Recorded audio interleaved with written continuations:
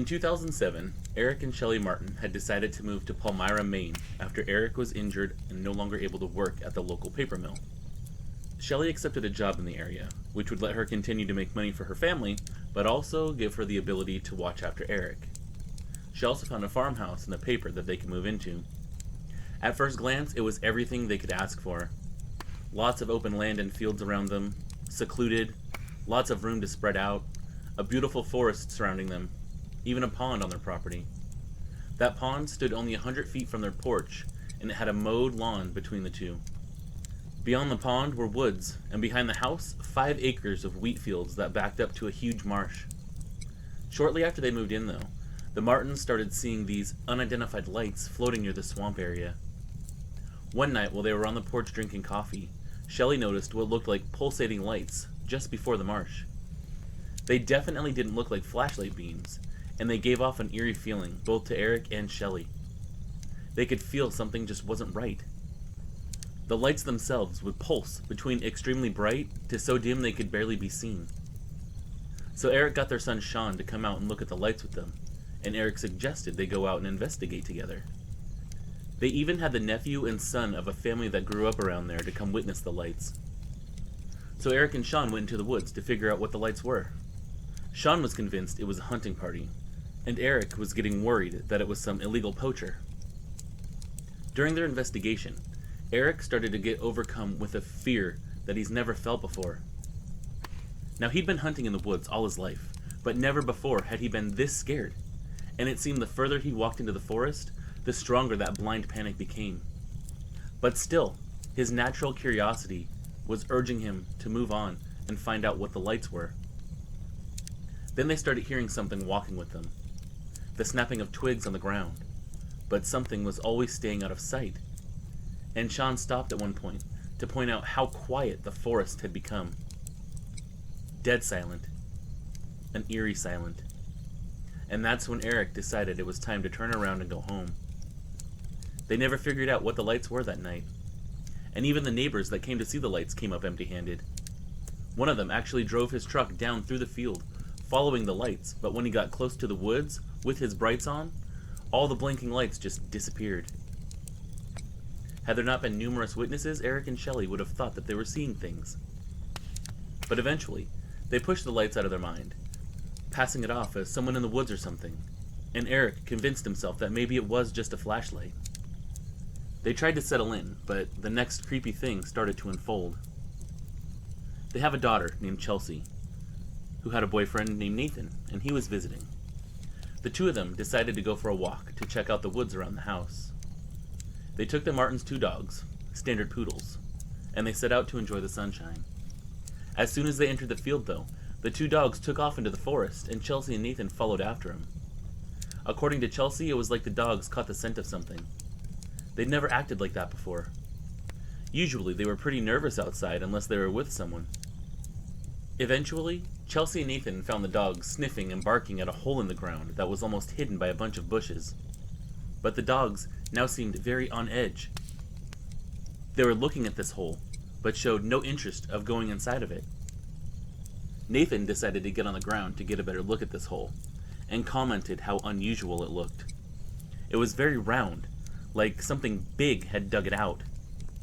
And then Chelsea started getting the same feelings that her dad did the night he was looking for those lights. She felt they shouldn't be out there, and especially shouldn't be poking around this den. She wanted to go back to the house and get out of the forest, knowing that once she was in the safety of her house, she wouldn't feel as creeped out as she was. Nathan agreed, grabbed the dogs, and got the hell out of there. After that, and for some time preceding the encounter with the wolf pack, Eric had been seeing this apparition of a little girl in old-fashioned clothing around the house. He described her as about 6 or 7 years old, with olive skin and pigtails, a white cotton short-sleeved shirt, and an overall-style plaid dress over that shirt. Her boots were black ankle boots with laces, and she wore wool socks that looked like she couldn't keep up. And she always had an angry look on her face, but never seemed to realize Eric was there with her. He never saw her look directly at him either.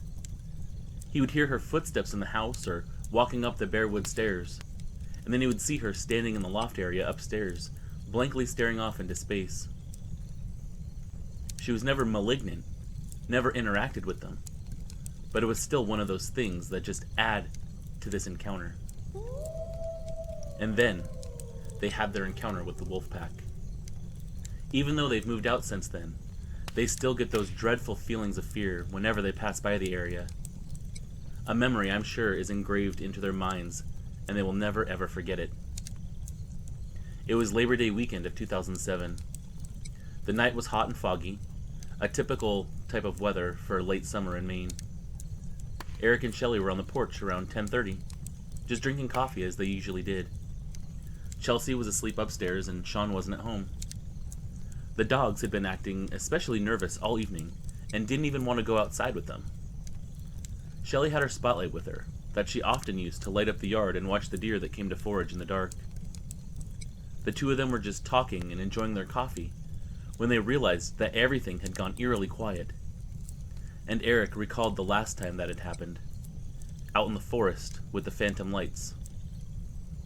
All of a sudden, he got a feeling of dread that gripped him harder than it did the night in the forest. He stood up and told Shelley that they needed to get into the house right now. At first, she refused to go inside, and instead decided to shine the light into the fog to light up the lawn and the pond behind it, just to show Eric that everything was okay. But it wasn't deer that they saw. It was 3 large, hairy creatures whose eyes reflected the light and glowed a bright yellow-green color. Now they had both seen enough deer eyes to know that they were not looking at a deer at all. And then to their horror, these 3 hairy beasts stood up on their rear legs. These wolf-like creatures then ran across the lawn in front of them, and the couple realized that these animals would have had to cross the road silently to sneak up on them the way they did. Furthermore, these creatures would have had to be almost crawling to keep out of sight because they were so close to Eric and Shelley at this point. When they sprang up on 2 legs, they loped across the grass, still on 2 legs, and darted around the corner of the house. Even though they were dumbfounded by what they were looking at, they tried to keep the lights on them so they could get a good look at these creatures in front of them and see where they were headed. They described them as at least 7 feet tall, which Eric later confirmed by measuring a barn door that they had run past. They had short tails that they described as a stub, approximately 8 inches long and 4 inches around. They were covered in a thick fur. One of them was light brown while the other 2 were dark brown. They had pointed ears that started at the jaw and ran up the sides of their head, so the inner triangle of the ear extended past the tops of their head. They had wide-bridged muzzles that looked like a dog's, but weren't as long or as pointed as their own standard poodles. They looked more than capable when they ran on 2 legs, not clumsy or awkward at all, although their posture was slightly hunched at the base of the neck, and the fur around the head seemed longer, like a mane of sorts. They ran on their toe pads like a dog, and their bodies were nothing like an ape or a bear. Now Eric had hunted all his life, all over the woods of Maine, and these creatures were nothing that he had ever come across. He didn't have words for what he was looking at. As these 3 creatures ran out of sight, Shelley looked back with her light in the front yard, and saw 2 more of the same type of monsters moving towards them on all 4s. She estimates at this point they were only 20 feet away. And then these 2 dogmen also rose on their hind legs, which Shelley described as dog-shaped, but with the upper thickness more like a kangaroo. These creatures also ran around the house to join the other 3. Chelsea's room was on that side of the house, and Eric and Shelley ran indoors, upstairs to her room, to make sure that their daughter was okay. Eric had guns locked in the garage, but wasn't about to risk setting foot outdoors to get them. Instead, the 2 of them shone the lights down onto the side of the area that was leading to the pond, where all 5 of the dogmen calmly stood, right on their back legs, staring right back at them.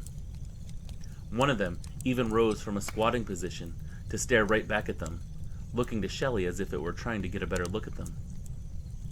From what they could see, none of these creatures had pupils, just solid glowing greenish-yellow eyes, and neither of them even remember these creatures blinking.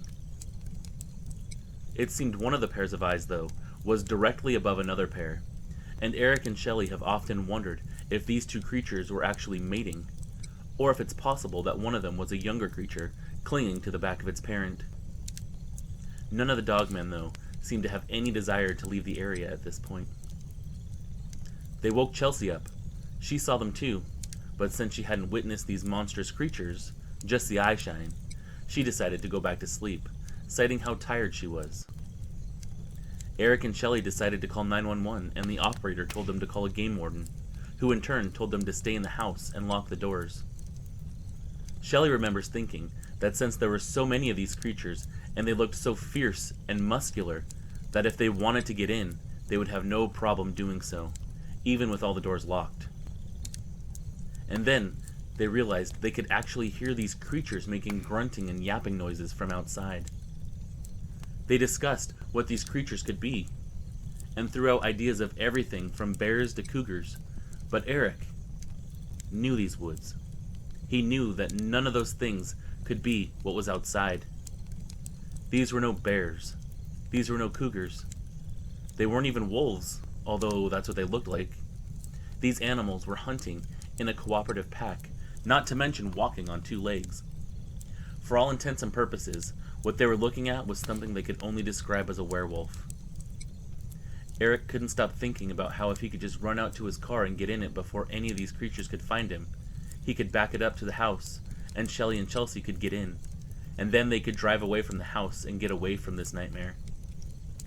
He decided he had to act fast, because the longer these creatures were outside, the less chance he would have of getting to his car safely. He told Shelley that he intended to go out there and get the car. He instructed her to go around and check the doors and windows while he tried to get to the car. If anything were to happen to him, she were to barricade herself and Chelsea inside, and not worry about him. Though she was terrified, she agreed with her husband's plan, and went around closing all the windows in the house that she could find. It dawned on her that she hadn't heard the dogs the entire time they were having this encounter with these monsters outside, and walked around the house looking for them, but there was no evidence of them anywhere. She went into the kitchen, realized that one of the windows was still open, and her heart stopped. She was frozen in fear, fearing that one or all of these creatures had found a way into the house. She slowly went to the window and reached out to shut it. She locked it, turned around, and found the dogs hiding under the dining room table, scared to death. She was shocked by how afraid her dogs were, even though she was terrified herself. Out on the porch, Eric could see these creatures moving away from the house and decided that he should take it slow because his back was starting to hurt. The car was only about 30 feet away from him, but because of his back injury, it seemed like a hell of a lot further away. As he limped to the car, he realized how dangerous of a situation that he had gotten himself into. With his back spasming, he was easy prey for these creatures. He just had to count on them being distracted, or not hearing him. He accidentally tripped the floodlight sensor above the garage, and was cascade in light, basically giving away his position to the 5 monsters that were stalking his home. That's when he heard the growling. He dropped his keys. More growling from the other side of his vehicle. He bends down to pick up the keys, looks up, and sees one of these creatures hiding in the shadows, staring him right in the eyes and snarling at him, exposing wicked-looking razor-sharp teeth. They stared at each other for what felt like forever, and there, he was sure that he was about to be attacked and eaten by this werewolf that was right in front of him. But against all odds, he survived, because this beast ran back into the darkness.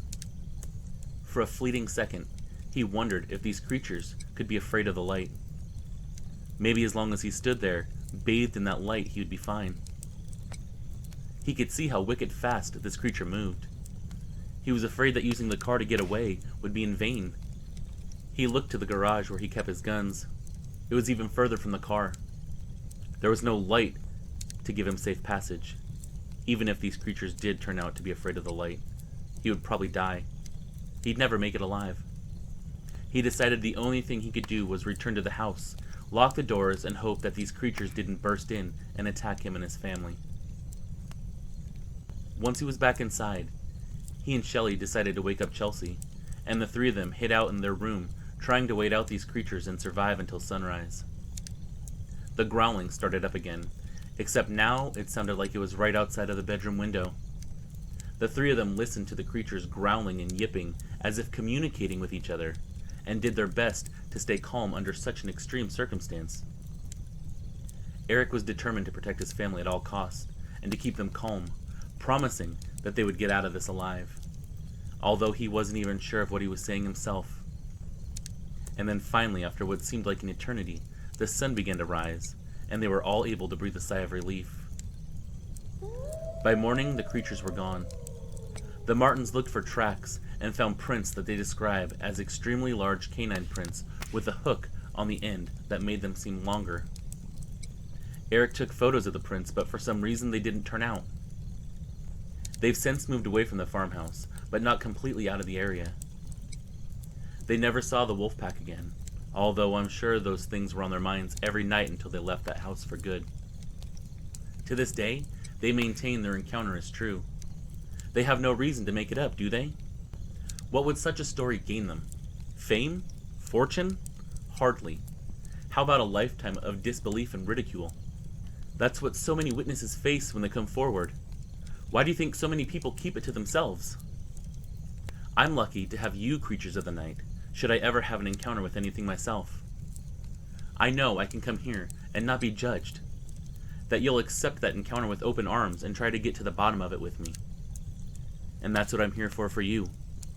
If you have an encounter, email me, reach out to me.